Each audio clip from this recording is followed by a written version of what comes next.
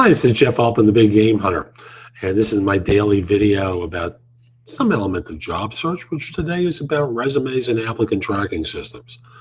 So the long and the short of it is, many times a resume winds up in the legendary black hole, and it's your fault. There's a tendency job hunters have to blame the ATS, and don't get me wrong, there are certainly many instances where it's been programmed badly. It winds up screening out people who would be qualified for a role. But often the issue is the resume.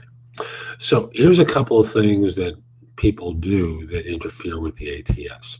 Number one is embedded headers. Now, I've said that one before, but I'm still getting embedded headers very regularly. They look lovely.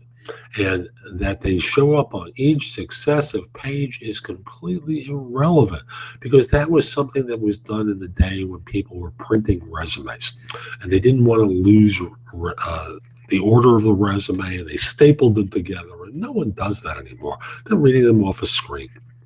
So forget the embedded header, just put it on the top of page one. Another thing that people do that interferes with the applicant tracking system is they have shading in their resume. The shading looks lovely, but the ATS will not be able to read what is within the shading. And not only that, it may outright cough it up. And if you think that anyone will then manually enter your information in the resume, you are sadly mistaken.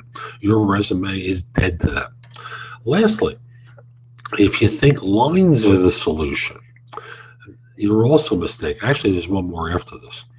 Lines are not a solution. If anything, an ATS cannot read the lines in proximity to the line unless you've skipped a space. So if you do want to use a line, skip a space before, skip a space after. That's also true if you're using a slash mark. You need to put a space before and a space after, which grammatically is incorrect.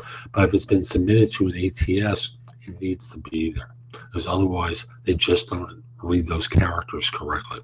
Now, if you have a particular skill that's being sought and you have 5 of the 6 letters to the ATS, you don't have that skill.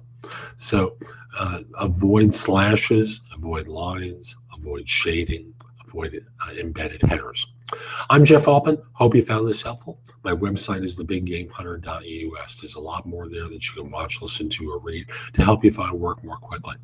And if we're not connected on LinkedIn, send a connection request at linkedin.com/IN/thebiggamehunter.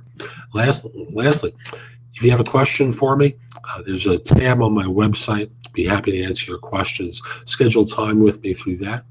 I look forward to helping you. Have a great day. Take care.